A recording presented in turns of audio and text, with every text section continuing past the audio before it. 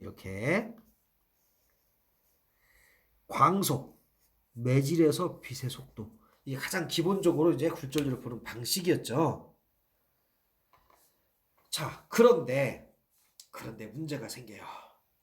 자, 무슨 소리를 하려고 하냐면 속도는 진동수 곱하기 파장이잖아요. 진동수 곱하기 파장, 진동수 곱하기 파장이에요. 파장 어디서? 진공 중에서 파장. 어디서? 매질에서 파장. 이렇게 들어가는 거야. 되겠습니까? 속력은 진동수 곱하기 파장이니까 뭐 이렇게든 저렇게든 표시하면 그만이죠. 자, 결국에 뭐요? 붙잡고 죽어? 그러면 굴절률은 다시 뭐에 비해요? 진공, 여기서는 어떤 매질. 이렇게. 자, 이제 그대로 말만 바꾸면 돼요.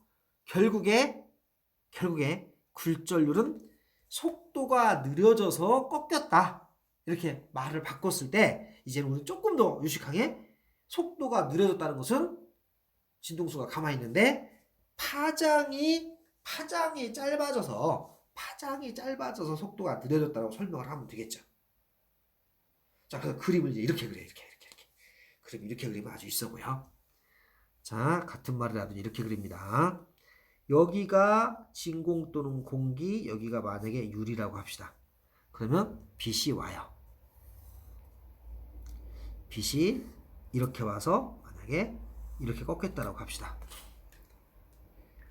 자, 이거를 보는 방법이 여러 개가 있었는데 쭉 가서 빛이 쭉 가서 경계면에 걸렸으니까 우리가 했던 대로 하면 이렇게 설명을 했을 거예요. 이렇게 잡아서 여기는 느리고 여기는 빠르다라고 말했어요. 근데 이제 그림을 어떻게 그릴 거냐? 그림을 그릴 때 이렇게 그립시다. 여기는 이렇게 하고 여기는 이렇게 수직으로 잡아서 이렇게. 이게 뭐냐면 여기서 이만큼이 한 파장이에요. 여기서 이만큼이 한 파장이에요. 이런 식으로 그림을 그려주면 돼 이제. 그래서 파장이 한번 그려볼게요. 다시 진하게 대표적인 거 두 가지만 이렇게. 만약에 여기서 파장이 이만큼의 거리가 3이었고 여기서 파장이 이만큼 1이었다. 그럼 너의 굴절률이 얼마요? 3이야. 3 굴절률이 3이라고 해주면 돼. 굴절률이 이렇게. 그래서 굴절률을 표시할 때 파장의 비로 표시할 수도 있습니다. 파장의 비. 자, 이렇게 볼게요. 여기가 진공이고 여기가 어떤 물질 A 물질이 있다. 근데 빛이 이렇게 꺾인 거예요. 지금 꺾여서 사실 지금 굴절률을 볼 때 첫 번째 속도로 봤잖아요. 이제는 우리가 파장으로 보려고 하는 거예요. 자, 여기서 파장이 진공 중에서 파장이 만약에 600 나노미터다. 그런데 요 A 물질에서 파장이 300 나노미터다 라고 해볼게요. 파장이 짧아졌죠. 그런데 뭘 조심하라고요? 여기에서 진동수와 여기에서 진동수는 똑같아요. 그러면 속력은 진동수 곱하기 파장, 진동수 곱하기 파장이죠. 그럼 속력도 몇 대 몇이에요? 여기가 2대 1이 되는 거죠. 6대 3이니까 2대 1이니까. 맞아요? 그래서 뭐라고 적냐? 그러면 A의 굴절률을 어떻게 적을까요?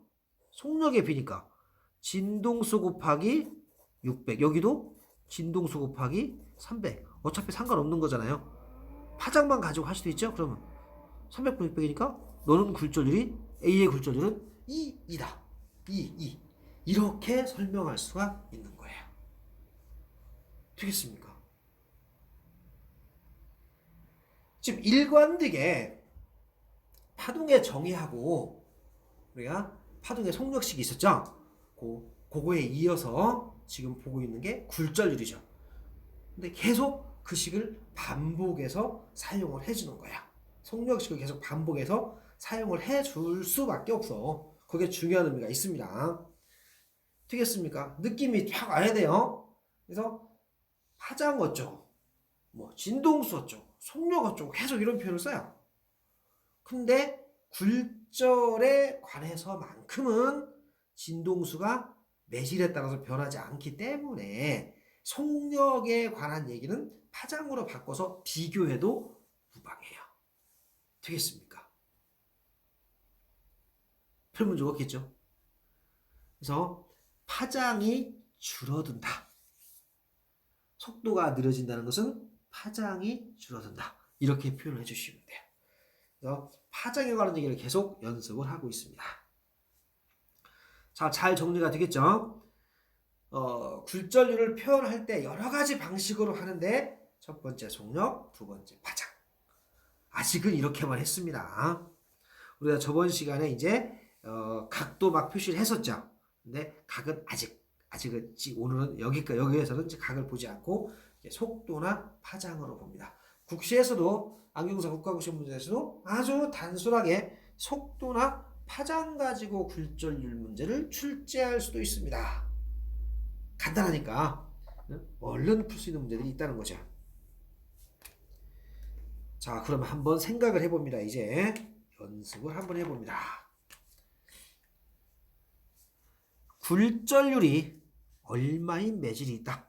이렇게 해볼게요. 굴절률이 1.5인 물체가 있어요. 나는 항상 1.5는 얼마지 1.5가? 2분의 3이 되겠죠. 그래서 제일 흔하게 나오는 문제가 이거예요. 왜냐면 계산기를 안 쓰는 문제에서는 뭐 흔하게 나올 수밖에 없어요. 자, 굴절률이 2분의 3입니다. 그러면 생각을 해봅니다. 자, 공기 중에서 파장이 또는 진공 중에서 상관없어요. 파장이 600 나노미터인 빛이 있다. 그러면 굴절률이 1.5인 매질 속에서 파장이 얼마겠냐? 파장은 몇 나노미터이겠니? 라고 물어봤어요. 되겠습니까? 공기 중에서 파장이 600나노미터인 빛이 있다. 굴절률이 1.5인 매질에서 파장이 얼마겠니? 라고 물어봤어요. 문제. 파장이 얼마겠니? 이렇게 물어봤어요. 그럼 해봅니다. 우리가 하던 대로 식을 이용할 수도 있고 그림으로 볼 수도 있고요. 그러면 굴절률 2분의 3은 굴절률은 파장의 비죠? 공기 중에서 파장 600나노미터. 매질에서 파장 얼마니? 이런 문제죠. 되겠습니까? 그러면 크로스로 곱하면 뭐 바로 계산할 수 있죠? 그러면 람다가 얼마가 나오냐면 파장이 400 나노미터가 답이 되겠네요. 느낌이 살짝 오겠습니까? 이제 이렇게 파장에 관한 얘기를 할 수가 있어요. 그러니까 속도의 비, 파장의 비 그대로 들어가주면 돼요. 자, 일반적으로 이제 뭐라고 적었냐면 이제 정리를 합니다. 굴절률은 N은 공기에서 어떤 물질로 갈 때 굴절률이죠. 광속, 매질에서 빛의 속도. 매질에서 빛의 속도분의 광속. 이렇게 적었어요. 다시 한 번 더 적습니다. 이제 진동수 곱하기 파장. 같은 진동수라고 그랬죠. 진공에서 파장, 어떤 매질에서 파장. 그러니까 상관없죠. 결국에 파장의 비하고 똑같죠. 요 C는 진공 중에서 빛의 속도, 요 V는 매질에서 빛의 속도, 요거는 진공 중에서 파장, 요것은 어떤 매질에서 파장. 이렇게 설명 줄 수가 있지 않겠느냐 이런 생각이 듭니다. 그래서 두 개를 같이 이해해 주시면 훨씬 더 수월하지 않겠냐. 똑같은 진동수다. 진동수가 변하지 않는다. 이게 무슨 뜻이냐면 아까도 계속 강조하죠. 매질이 달라진다고 해서 파동의 진동수가 매질이 달라진다고 해서 변화하기는 좀 곤란하다. 그건 아니다 싶다. 이런 생각을 하시기 바랍니다. 자, 이렇게 해서 굴절률 문제하고 이제 굴절률과 파장까지 한번 연계를 시켜서 연습을 해봤습니다.